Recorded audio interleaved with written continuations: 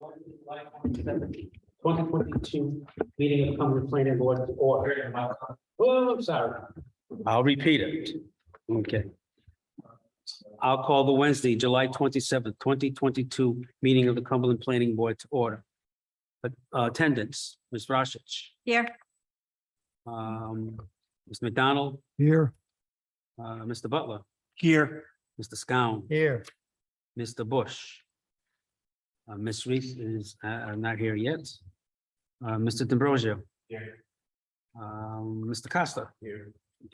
And Mr. Kutu is here. Okay, before we begin, I have a small announcement here. That this meeting is also being held virtually on the Zoom platform. If you have any interest in an item on the agenda, we will turn on your audio and promote you to a panelist as the item is called.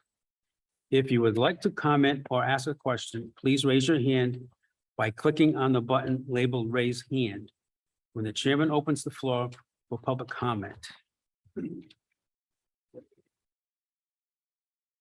Approval of the June 23, 2022 meeting and the June 29, 2022 regular meeting of the Cumberland Planning Board. Are there any additions, corrections, or deletions? If there are none, I'll entertain a motion. I have a motion by Mr. Costa. Do I have a second? Second. Ms. Brasich, any other discussion? Hearing none, all in favor? Aye. Opposed? The ayes have it. And just for the record, want to make it known that Ms. Reese has entered the chambers at 6:33 p.m. Item number three is director's report, and there is no report unless Mr. Stevens or Mr. Modica, you have anything to, okay, good. So item 4, request for preliminary plan extension, project name Berkeley Properties FedEx Warehouse. Owner applicant Dean Leasing Corporation, location 60 and 70 Industrial Road, Census Plat 24, lots 2, 8, and 9, and 296 and 331, zoning I1 and I2. The applicant requests an extension of preliminary plan for good cause. Mr. Partington. Scott Partington for the applicants. As you can recall, I'm sure, we've made several requests pursuant to both our regs and the statutes for extensions. From what I've gotten from the owner applicant is the following, that the about 2 years ago, I know that FedEx has. All set? Okay, all right. I know that FedEx has 2 years left on their current lease. About maybe a year and a half ago, there was as the plans are still being discussed and whether there were going to be changes made to what's already been presented and approved. There was a dialogue that went back and forth between FedEx representatives and the owner that sort of has died on the vine, so to speak.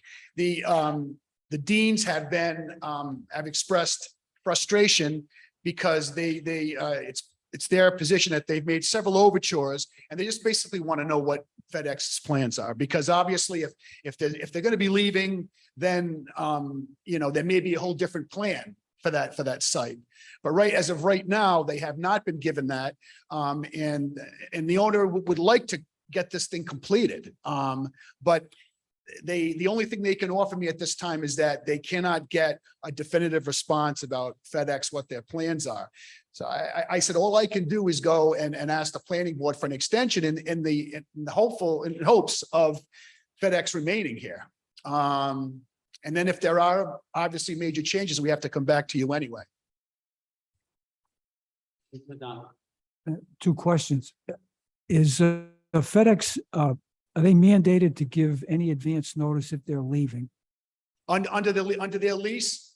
Yes. That I really don't know, but I'll be glad to find that out and get that to the planning department. And the second is, when is the lease up again? 2 years. Okay, I asked the question in the spirit of if FedEx doesn't have to give notice, Right. this could go on for 2 more years. Which means that, well, I don't know what it means. No, it's a good question. It's a good question. And then that's whether the notice, what the notice provisions would be. I mean, normally in leases of that nature, there are substantial notice provisions. So, Okay. but Okay. again, if anything changes, obviously I would notify the planning department immediately. Again, the owners have expressed a lot of frustration in this regard because they would like to do something with the property and they want to get some kind of definitive response, but they've got nothing so far in the way of, we're leaving. So, they really can't make any plans otherwise at this point. Mr. Chairman, I have no problem giving them a 1-year extension, but what good is it going to do if there's no provisions in the lease to say that we have to tell you in 2 months? Well, no, yeah, I agree. Yeah. I think that, well, let's look at, let's say in the unlikely event that there are no notice provisions. Then at that point, I would think that, it would be incumbent upon the owners at that point to put them on notice, some type of that basically that either the matter be resolved, that they give notice as to what their plans are, because, or we're going to start planning for, Not being here. not being here. I mean, we're going to get other people in to look at the property. We're going to start marketing it, that kind of thing. So Mr. Costa, that may be not a bad idea to start doing that now that I think of it. I mean, it may have the effect of actually pushing people to get something Make done. a decision. Thank you. Anyone else have a question or comment? Mr. Butler? I don't have an issue doing another 1 year.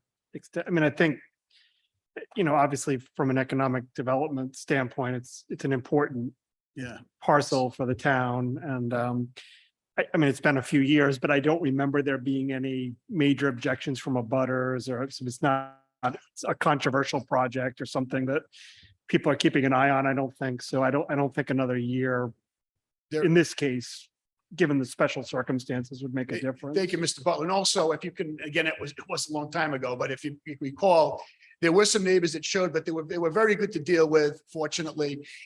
And there is a list of conditions that we've been, abiding by to minimize any adverse impact from the development on the people who live behind from the back. So we keep our fingers crossed that they stay, satisfied.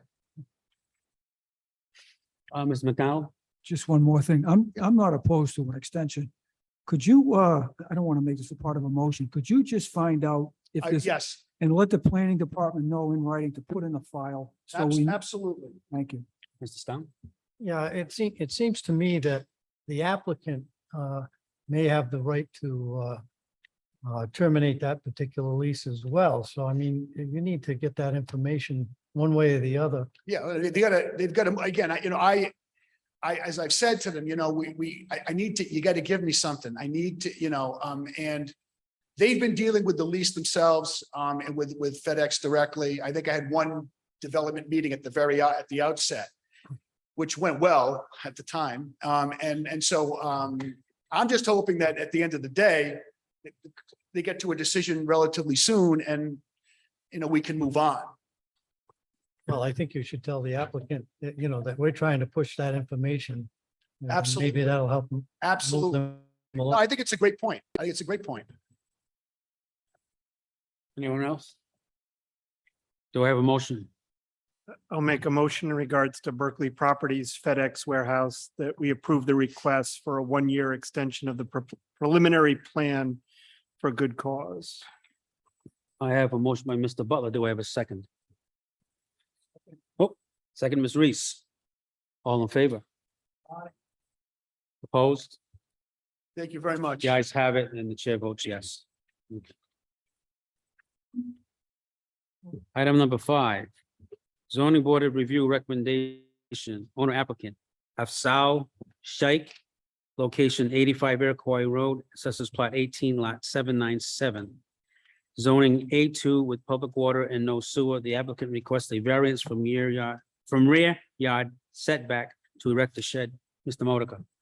Thank you, Mr. Chair. I promoted the applicant to panelist.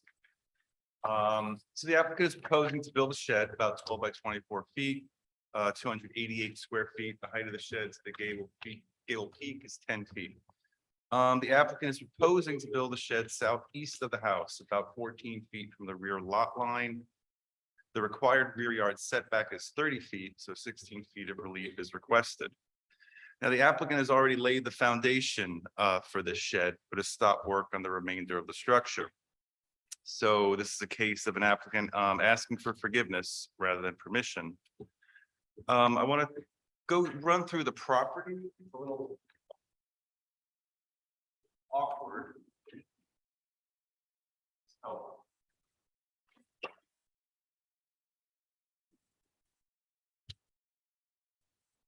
This just might clarify a few things. So the front door, the front of the house is here, but in terms of zoning, the actual front is here along Iroquois Road.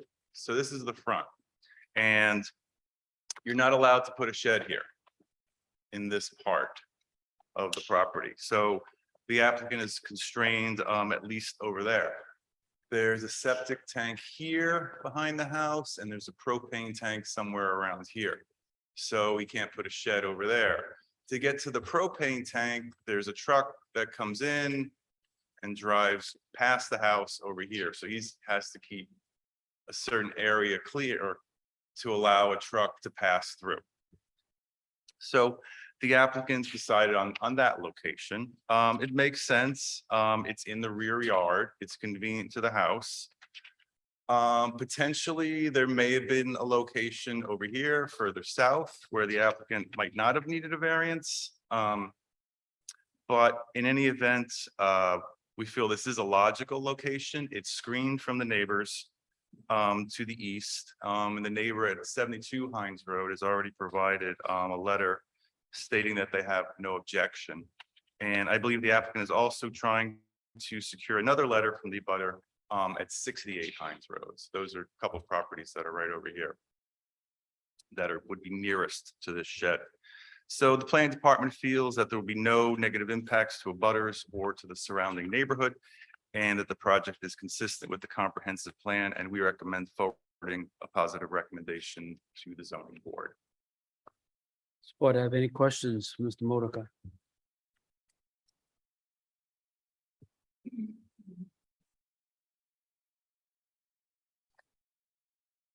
Okay, And like I said, Mr. Chair, the applicant is a panelist if you have any questions for him. okay. Is there anyone else in the queue? There's one other person with the initials of CMP. He's still you? Okay.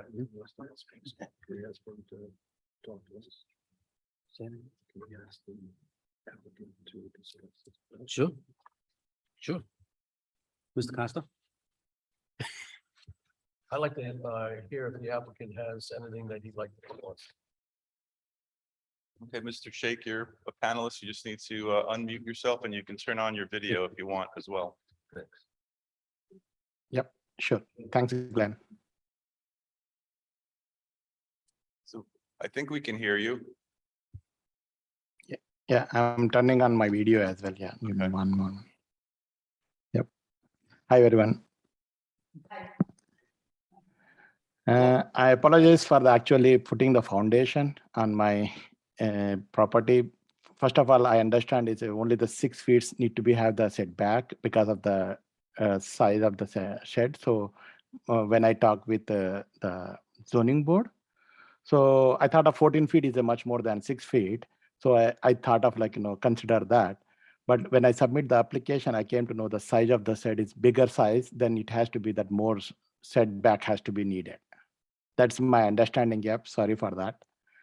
And second thing is earlier I put for the putting my shed into the west side, which is zoning board said that, no, you can't put that anything towards the Iroquois Road. You have to be putting the towards Hines Road, which is east side of my property. And the two caveats I can see that one is to pass through that my propane vehicles to fill the propane tank. I need to have a sufficient space to go bigger vehicles. And I can't put anything in front of my house, and it has to be towards the south side. So I added that side. I don't want to put too far, even though my lot size is 6.5 acres. To get that my snow blower or anything from the shed, right, on the snow days, right, it's very hard for me if it is too far from my land. So that's another reason I want to little closer to my house. Anyone on the board have any questions? Thank you. Thank you. Thank you. Thank you. What have they comments?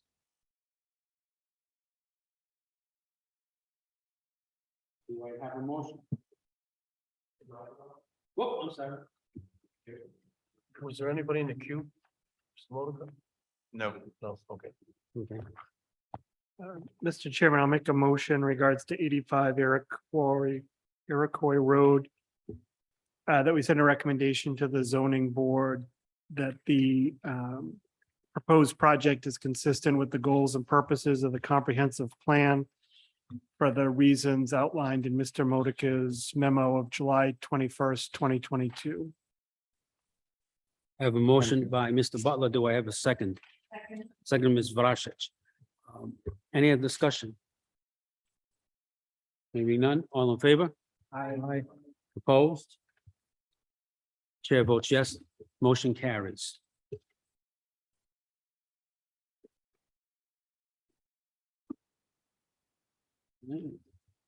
And item number 6 is the zoning board of review recommendation. Project name is Berkeley Business Center Solar Carports. Owner applicant is Jason McCary, Berkeley Business Center LLC, 30 Martin Street, assessors plat 34, lot 188. Zoning is I-1 with public water and sewer in Berkeley Mill Mixed Use Special Overlay District. The applicant seeks dimensional relief for solar carport roof coverage, side yard setbacks, and parking space setbacks. Mr. Modica. Thank you, Mr. Chair. The planning board heard this project last month and approved the master plan at its last meeting with some conditions that a landscape plan be prepared and consult with the Public Works Department regarding stormwater management. In terms of these zoning variances, since this is an industrial zone, the planning department has no concern regarding the height of the carports or the placement of the panels at the edge of the roof. We do have some concerns related to the side yard variance on the east side of the property, where about 50 mature trees will be cut down, as well as the variance for parking on the west side of the property, where it appears that this area is going to be paved in a 100-year flood zone. The area on the other side of the railroad is definitely in a flood zone, which is west of the railroad. As Hope Global has experienced severe flooding and has suffered millions of dollars in damage. 2015, the planning department secured a $1.5 million grant to elevate their equipment. So we would like to see the potential for flooding here lessened, not increased, by adding impervious cover. The project seems to be filled with a lot of contradictions in terms of its implementation and related to our zoning and our comprehensive plan. It's a green energy project that may be coming at the expense of cutting down some mature trees and paving, if not within a flood zone, then definitely on the edge of it. In terms of our regulatory framework, our solar ordinance does not prohibit tree cutting, so the applicant can do this by right. The establishment of the Berkeley Mills Overlay District allows 100% lot coverage, so the applicant can pave the entire property. But even though the applicant can pave in the flood zone, he still may need a development permit from the building official and approval by town council. That's something we're still waiting to find out about. Or maybe the solicitor who's also on the line can tell us in a bit if this is in play. Our comprehensive plans certainly support solar.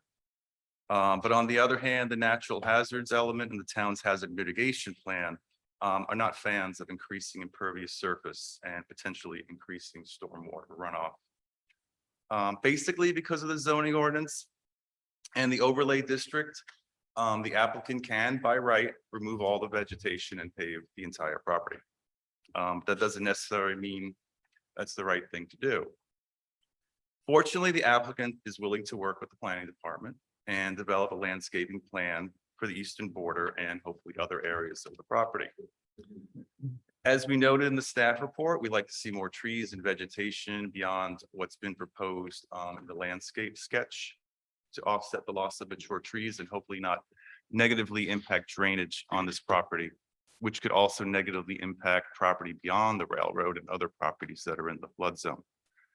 So the planning board is going to be reviewing this project again at preliminary plan, and you're going to receive more information, including more fully developed landscape plan.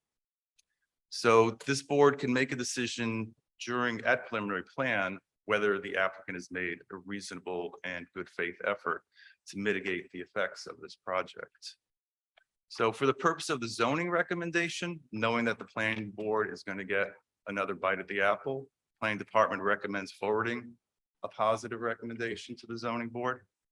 So by recommending approval of the variances, obviously you're not approving of the project. It allows the applicant up to X feet of relief, which may or may not be used. So it really comes down to what can the applicant produce at preliminary plan. So this is where the board is going to make its findings on whether the project is consistent with the comprehensive plan and whether or not there are going to be negative environmental impacts. Thank you. Does the board have any questions, Mr. McDonald? Mr. Modica, on page 4, we haven't, is it correct that we haven't heard from the building official regarding the 100-year flood zone? I know on the other side, to the west of the railroad tracks, it's in a flood zone. But do we know if in fact this particular piece of property is in that flood zone? Based on all the mapping, I've looked at different our map geo, which is based on DEM. I went to DEM's website. I've gone to the FEMA website. It seems like the western edge of that property is in the flood zone. I don't know exactly how many feet. So what you're saying is an unknown number of feet to the east of the railroad tracks is in a floodplain? Correct. If that's how it appears. I'm not an environmental expert. I can't say definitively if that's it, but just looking at the maps from FEMA and DEM, it appears that way. And has the applicant got with Public Works yet? For a plan on stormwater management? Not that I'm aware of. Are you representing him, Mr. Pine? I'm troubled by those two facts, that it might be in a floodplain, that at least as far as we know, the applicant hasn't talked to Public Works, that the applicant put 35 spaces unilaterally when he's only allowed 20. I'm troubled by those things. That's all I have at the moment. Anybody else have any questions at this point? Right. Mr. Costa? Since the cutting down of the trees is an issue, I'd be curious, I'm not a tree expert, but I'm curious to know if the trees that are there now couldn't be pruned back in order to allow appropriate sunnage to these solar panels. Just a thought. I would guess that's a question for the solar people. Okay, hold on. The question that I have, or maybe it's a comment, is that my understanding is when you're dealing with a 100-year floodplain, there is an elevation that is established for that. And at this point, it sounds like we don't know what that elevation is. Correct. because that would settle the question as to exactly where it is. That, that information should be on the preliminary plan. Okay, It has, actually, it has to be on the preliminary. Plan. okay. The board have any other questions or comments? Ms. McDonald? I just have a comment. And I support solar, don't misunderstand me, but I just wonder if we're serving the zoning board well, sending them a recommendation without the Public Works official I weighing guess in, anyway. and the building official as well. Okay, thank you. Anyone else? Okay, at this point, Mr. Partington? Mr. Chairman, I just wanted to remind you that the solicitor is monitoring Okay, this, this meeting, while she's in transit. And if she, if we need her, she's available. okay, Again, Scott Partington for the applicant. I appreciate Mr. Monica's remarks, especially the fact that he's, the planning department is considering, recommending, a positive recommendation or advising for a positive recommendation to the zoning board. And I agree with Mr. Monica's, analysis that basically you get the final say. Like, for instance, Mr. McDonald talking about the Public Works, and by the way, I know that the applicant is in the process of preparing the documents necessary or the information necessary to reach out to Public Works. That is in the works. And again, that's part of what the preliminary plan checklist is going to be anyway.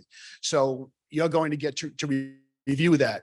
I would respectfully suggest that with respect to the zoning board recommendation, that given the standards of relief that we have to meet, that, you know, as far as general conformity with the neighborhood, more than a mere inconvenience, those are the kind of things that, you know, that they can, the zoning board can consider in granting the dimensional variances.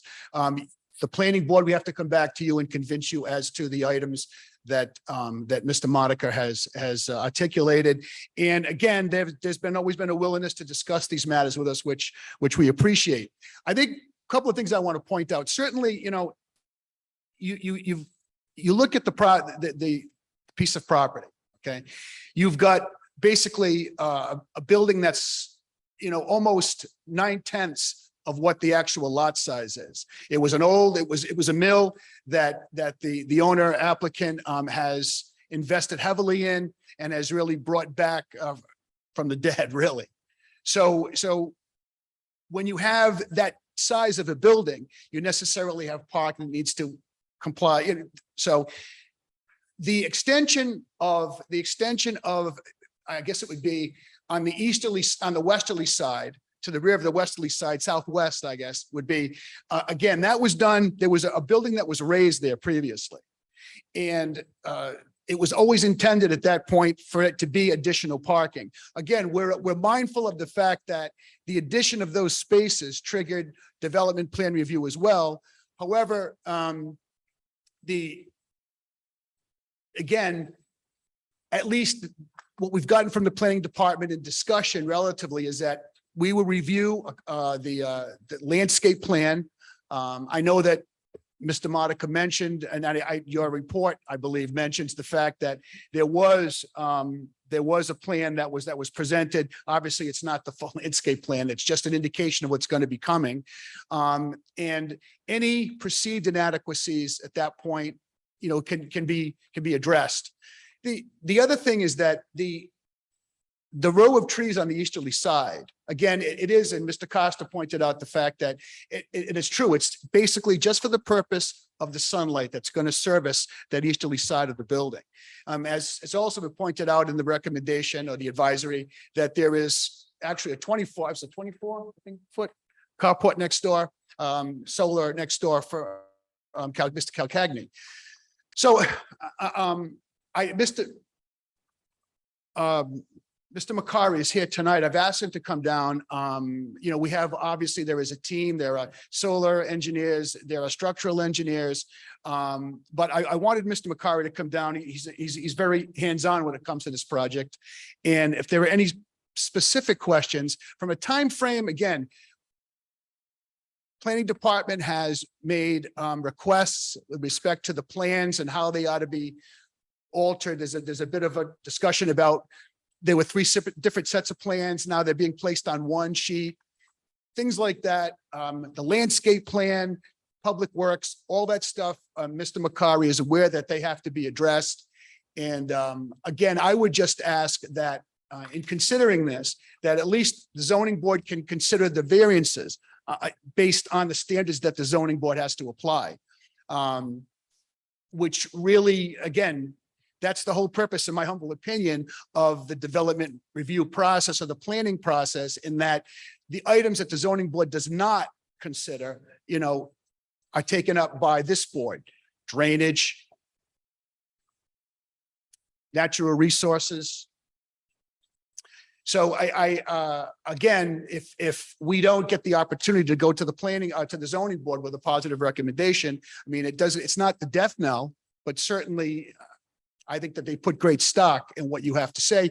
And Mr. McDonald, I really don't think that you're doing a disservice to the zoning board. I mean, they would be made aware of the perceived issues that have been well stated by the planning department.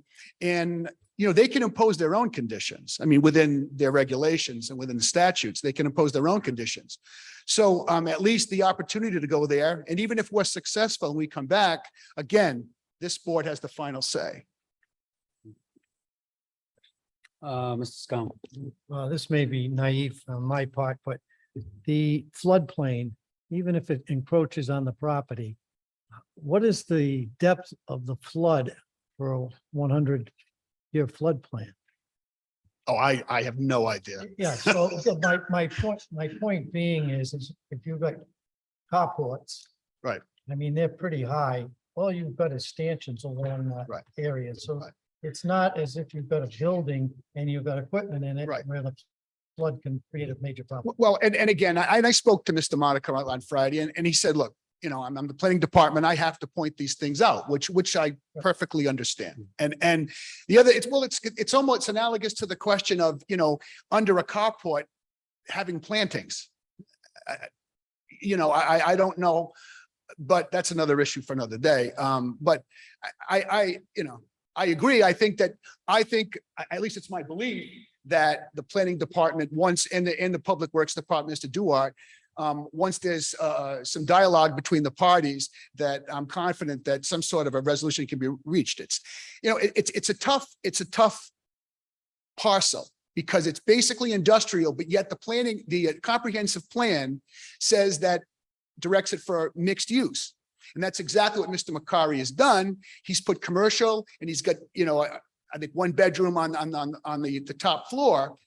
So he's complied with the comprehensive plan, but yet he's stuck with the size of the property. And that's why when we did the overlay, okay, that we insisted on 100% lot coverage. We had an I2 and an I1 zone, and we knew that based on the constraints of the lot itself, that parking was going to, we were going to have to squeeze every space we could out of it. But again, and my understanding from speaking to Mr. Macari is that he's perfectly willing to I know there's been a binder coat laid down on the parking spaces. There's an ongoing dialogue with the planning department about that as well. Mr. McDonald. you have Jason another- Just an editorial comment. You need 9 feet of relief on the east. And I get the fact that you want to be able to have the sun hit those panels on to the east. Sure.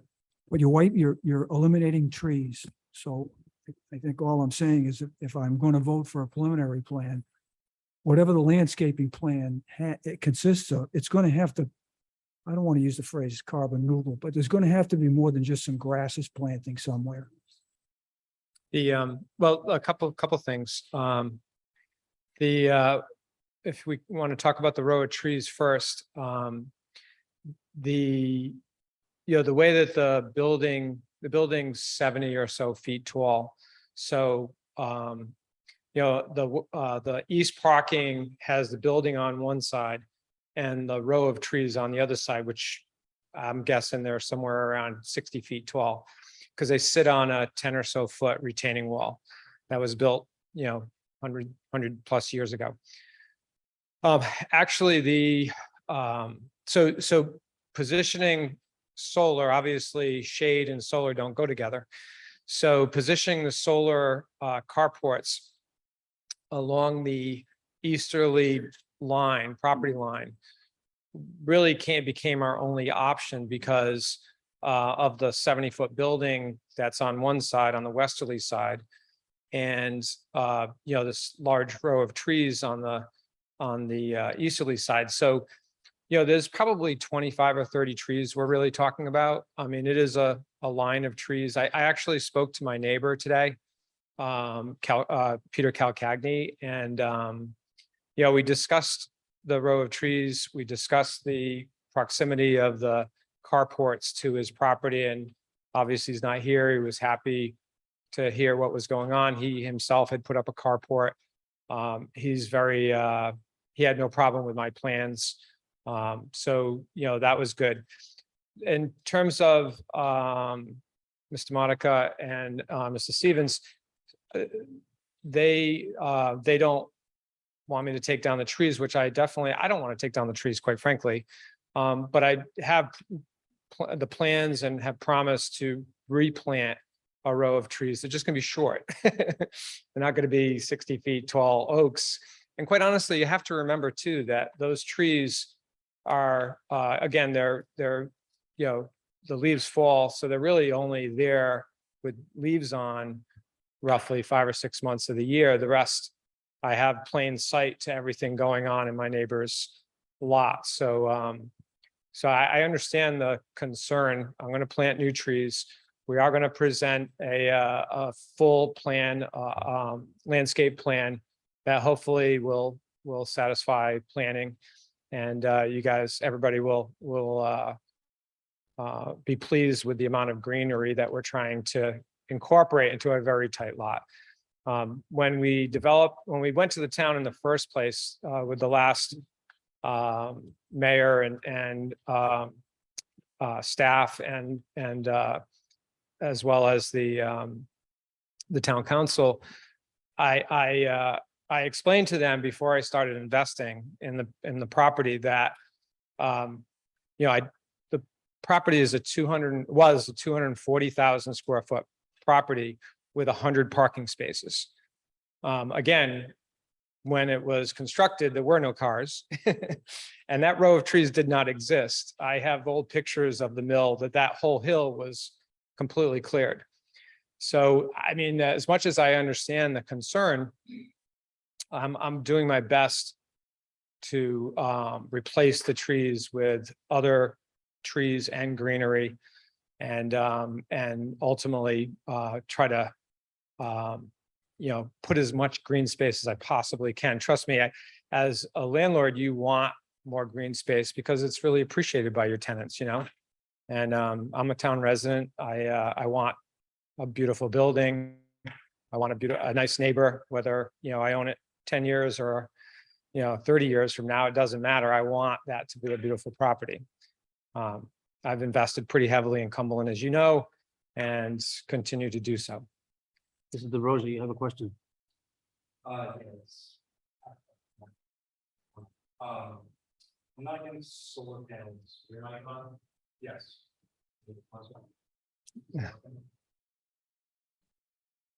Green lights on? Yeah. Yeah. How's that?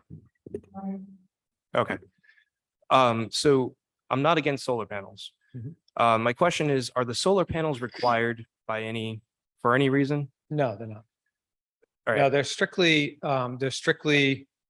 to really every building that I have in the state, I've put solar on the roof. And, a lot of people appreciate that, the fact that I've spent millions of dollars on solar panels to try to Sure. help out in some way.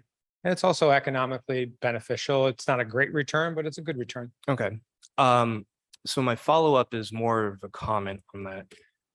The amount of environmental benefit that you're getting from this solar panel compared to the environmental destruction that you're doing by cutting down a row of, as you said, 25, 60-foot trees, is not really an apples for apples replacement. Mhm. And you're not going to get the same sort of return from an ecological standpoint by planting what is proposed in here, or by planting even larger trees.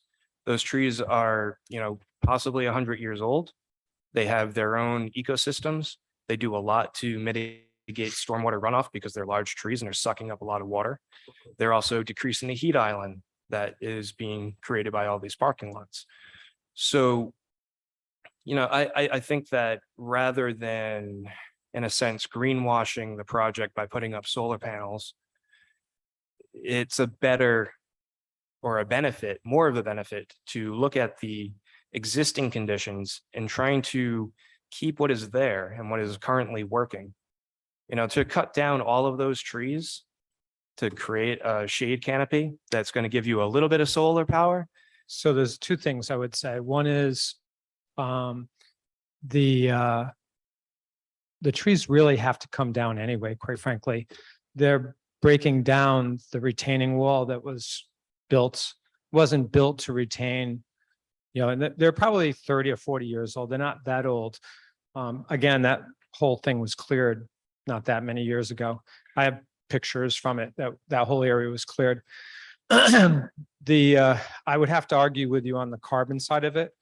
It's the whole solar program is 650 kilowatts, which is the equivalent of about heating about roughly 500 homes a year. Right. So but I you're- don't think you can compare the carbon footprint. No, but of you're the city. you're talking about a natural thing that is pulling carbon from the air, cleaning stormwater, Sure. and you're putting up steel and other man-made items in But replacement. I'm planting quite a few trees. On the whole property, I'll probably plant twice as many trees. Now, they're out smaller, I agree with you there. But they're evergreens as well. So they're handling carbon all throughout the year. I could do some math, but I don't think it's as bad as you're painting. It's the number of trees that I'm trying to plant on the property will outweigh the number I've taken down. I would just, not to switch gears, but also about the paving. I'll take the responsibility for not bringing it to the planning, but just to explain myself, there was a building in place there that had no higher use. It was empty, no electricity. It had been modified in the probably 30s or 40s, had gone from 2 stories to 3 stories, and they completely gutted it and put concrete floors and columns in it. So it was not the top floor, you didn't even have headroom. You couldn't walk in the top floor. I don't know why they did it. I'm assuming it had something to do with cotton bales and the amount of cotton bales that they get into the building. That's my guess. And then the other side of it where we paved, so there was the building, and then on the side of it where the pavement that we just paved was also a parking lot. So it was all impervious. So I didn't realize that whole additional 25 parking spaces came into effect because our engineer told us that we didn't need stormwater, management on that particular part of the driveway or the parking lot, because it was all impervious prior to us paving. So it was already parking and building. So now it's all parking. That's my responsibility. Missed that. Yeah, I guess my ultimate point is that I think it would be appreciated if there was more of an effort to look at the natural things that are happening now and looking to see are you trying to shoehorn something in, or do you really need it? Can you live with those trees? Can you live with not putting parking in that 100-foot flood zone? As I said, I'm not sure if, I might be shooting myself in the foot, but I've already taken half the trees down. I thinned them out when I first got there because they were hanging over the parking lot. I couldn't park cars along that wall. So I thinned them out. And at the time, I didn't even think twice about, because they were literally hanging into the parking lot, and the roots were sticking out of the stone wall. We cut those off. I don't think people realize how badly in disrepair this property was. So we've cleaned that whole wall up. We thinned out the trees because they were just too many. Again, they're going to destroy that stone wall because they're just so, once they get big, the roots just, you can take a look. I'd be happy to show anybody that wants to go see them. The wall, the top row of granite on the wall is coming down. And so I'm going to have to do something sooner or later anyway, from a structural standpoint. Do I have to put the solar carports in?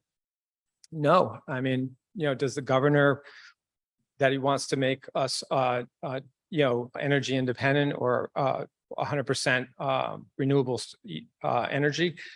That doesn't have to happen either. I mean, it's just all a matter of choice, like I'm investing, the solar carports and the solar itself are about $2 million, a little over $2 million. The amount of electricity they make, probably 180 a year. It's not a great return. I'm doing it because I believe in it. And I believe it's a good investment. I believe it's going to be good for the property, for the town, for the country. I mean, the state. I mean, it's a good thing to go solar. And what better spot than a completely commercial space with a commercial neighbor? And I'm not putting it on somebody's roof. I'm not knocking a forest down, which happens all the time. I don't really like that, but I don't know. They can, if Rhode Island had oil underneath the ground, would we be drilling for oil? I'm just trying to improve the property. I believe that this is in the best interest of the property. It's going to be beautiful. It does serve a purpose too. You mentioned you can't plant trees under solar, but you can, because they're making them translucent now, so they don't put a backing on them. So the sun actually goes through them and you can have green underneath. So just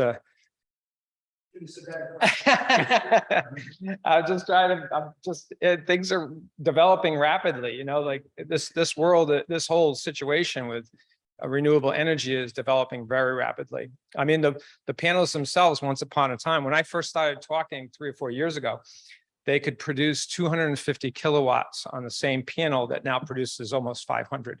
So they're getting more efficient. But that property will be carbon positive, not carbon neutral or carbon negative. It will produce more than it uses. And it's pretty neat when you think about it. Anybody else, comments or questions? I think I'd like to hear from the solicitor. To give us a little bit of guidance. About a minute ago, she was driving through a tunnel. Kelly, can you? I'm here. Can you hear me? Yes. Okay. I guess I would just ask what are the specific questions? I've been listening. I've heard everything. I know Mr. McDonald had raised a number of questions. Mr. McDonald? Well, even though the planner and the director of planning have weighed in, and I know we have another bite at the apple. I guess the general concern is that by making a positive recommendation, we're not giving away anything. We're not weakening the town's position in being able to control this to the extent that we can control it. I realize that the gentleman can develop the entire property. But I just, again, the floodplain to the west and the wall and the trees to the east. Turn right onto Plaza Drive. Okay. So I guess I would say that, this particular property has zoning that affords the owner 100% coverage. And I think the planning department, has stated, and I think Mr. McCary has stated that they're willing to work together to create a reasonable landscaping plan. Perhaps some of the trees can be replaced even outside of the property. That's what I would suggest. They do that in a lot of communities. Because I know Mr. D'Ambrosia, is concerned about losing the trees. Well, perhaps they could be planted somewhere else so that as long as they're in the area, there would be a benefit. specifically relating to this application, it's a request for relief from, I believe it's the buffer, Glenn, correct? I missed that last thing you said. From the what? Is the relief requested is specifically relating to a setback or a buffer, right? That setbacks, right, and height. Yeah. Right. Right. So that's what you really need to focus in on. You know, the solar development is allowed. So you're looking at the comprehensive plan and any other, you know, reasonable conditions that you might support with the zoning board. But as stated previously, Mr. Macari could take down every tree right now. There's nothing preventing that. So you need to look at the specific request that's being made here. And I think you know, Mr. Macari is very well respected. He, you know, he always comes through. So I believe, and yes, Mr. McDonald, you will have a second bite at the apple. There can be no net runoff on the property. So when you see a preliminary plan, there will be engineering or an engineer that will say there will be no net runoff. So you will have another bite at the apple. But I would advise you to focus in on the actual relief that's being requested on a use that is permitted. And I hope that's helpful. I did hear everything you were saying, and I hope I'm coming across because I'm driving on the highway. So I don't know how good the service is. If I could make one quick comment on the trees. I don't know if anyone knows, but I am buying Phantom Farms and I do plan on planting a lot more apple trees. But about the floodplain as well, the building is in a 500-year floodplain. There's one little corner in the southwest that has, I don't even think it's where the carports are going. I think it's the very southwest corner that has a little bit of 200-year floodplain that comes over the railroad track, because the railroad track heads downhill in that area.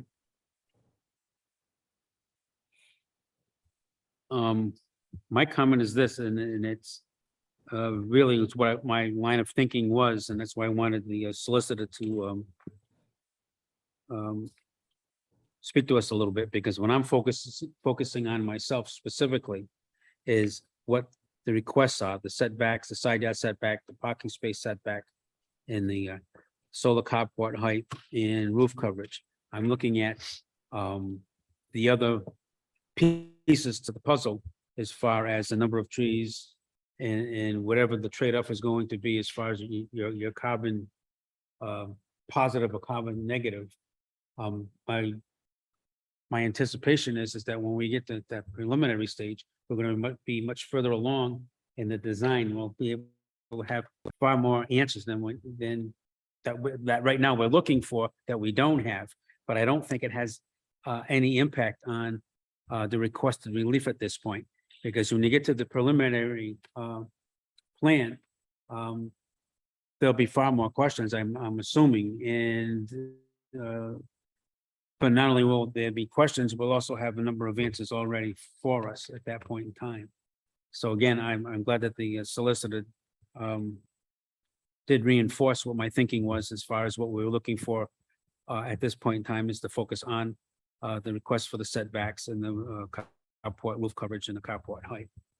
Mr. Chairman. Mr. Stevens. Yeah, I'm welcome on Mr. Macari's analysis. It's been illuminating, and also I think it'd be a wise idea for staff and Mr. Macari and his landscape architect to do a site visit so we can look at the walls and look at the trees and look at the options and discuss the options. Because I think it's always better to have a decision or present you with a recommendation that's based on really getting down into the weeds, so to speak. And so I think we're always trying to figure out a way to get to yes. In this case, I think we put up a bit of a protest because we saw a buffer that was going to be eliminated, and I think it's legitimate to question that. And so we look forward to a dialogue on site. I think it's a wise idea. Agreed. At this point, the bottom have any other questions? I would just say, I think Mr. D'Ambrosio and Mr. McDonald brought up great questions that I do think can be resolved during preliminary plan. I mean, we've done a number of projects now with Mr. McCary. As far as I can tell, he's one of the developers in town that lives up to his word, does what he says. We've never had any, I mean, he's gone above and beyond, certainly with this mill project and other things he's done in town. So I don't see this as an adversarial relationship between the planning department and the developer, and I'm almost certain by the time we get to preliminary plan, we'll have a lot of these issues resolved. But so I wouldn't have a problem recommending the zoning board move, the football to the next yard line, and knowing that we'll get final say on all of this. You could put that in the form of a motion. Sure. Do you want me to, or are people comfortable bundling all four, or would folks prefer one at a time?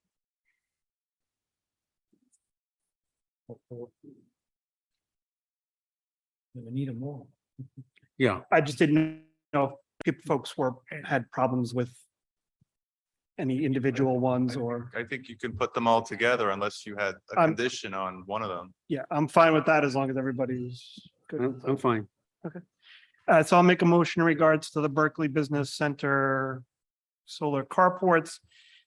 We send a recommendation to the zoning board of review that the side yard setback, parking space setback, solar carport height, and solar carport roof coverage requests for relief are consistent with the comprehensive plan's goals and objectives. Pointing out to the zoning board of review that there are outstanding issues that the applicant will continue to work with the planning department and the public works department on, and that will be reviewed at preliminary plan stage.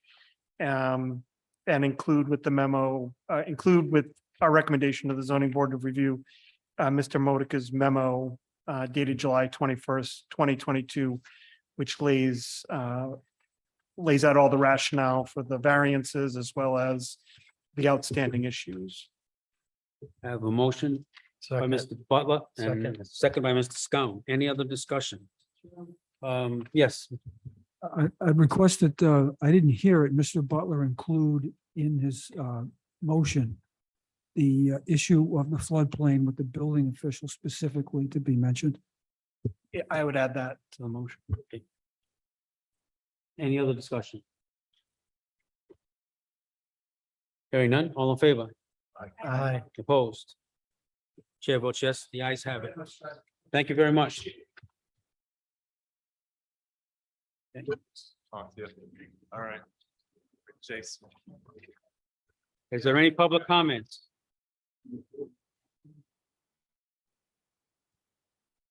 Mr. Modica, nobody else in the queue? No, sir. Okay, then I will entertain a motion to adjourn. Oh, motion by Mr. Costa, second by Ms. Rashid, all in favor? Aye. Opposed? Ayes have it. Thank you, ladies and gentlemen.